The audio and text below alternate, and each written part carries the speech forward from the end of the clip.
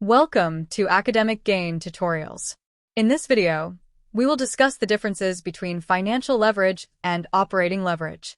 Before we begin with the differences, let's briefly understand both concepts. Financial leverage refers to the use of debt and fixed financial costs to increase the potential return to shareholders. It focuses on how a company finances its operations and investments. Operating leverage refers to the use of fixed operating costs in a business. It measures how sensitive a company's operating profit is to changes in sales volume. Now, let us discuss the major differences between financial leverage and operating leverage. Number 1. Financial leverage refers to the use of debt and fixed financial charges to increase shareholder returns, whereas operating leverage refers to the use of fixed operating costs to increase the sensitivity of operating profit to changes in sales. Number 2. Financial leverage is related to financing decisions, whereas operating leverage is related to operating and production decisions. Number 3. Financial leverage arises from fixed financial costs such as interest and preference dividends, whereas operating leverage arises from fixed operating costs such as rent, salaries, and depreciation. Number 4. Financial leverage involves fixed financial expenses, whereas operating leverage involves fixed operating expenses. Number 5. Financial leverage does not directly affect EBIT, whereas operating leverage directly affects EBIT through changes in sales volume. Number 6. Financial leverage directly affects earnings after tax or EAT, whereas operating leverage indirectly affects EAT through its impact on EBIT. Number 7. Financial leverage is considered a long-term financial decision, whereas operating leverage is considered a long-term operational decision.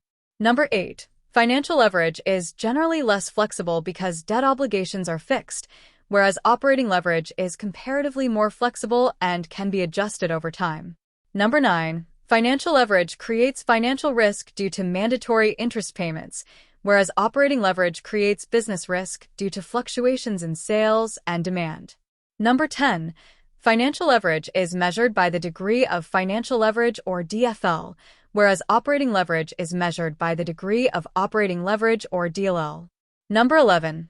Financial leverage is calculated using the percentage change in EAT divided by the percentage change in EBIT, whereas operating leverage is calculated using the percentage change in EBIT divided by the percentage change in sales.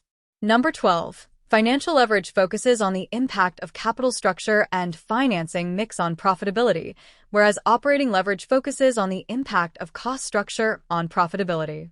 Number 13. Financial leverage offers limited managerial control because it depends on financing arrangements, whereas operating leverage provides greater managerial control through adjustments in operating costs. Number 14. Financial leverage primarily aims to maximize returns to shareholders, whereas operating leverage primarily aims to maximize operating income and efficiency. Number 15.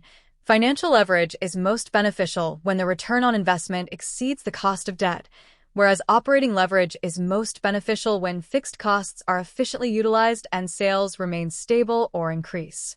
To summarize, financial leverage is concerned with how a company finances its assets through debt and equity, whereas operating leverage is concerned with how a company manages fixed operating costs to improve profitability.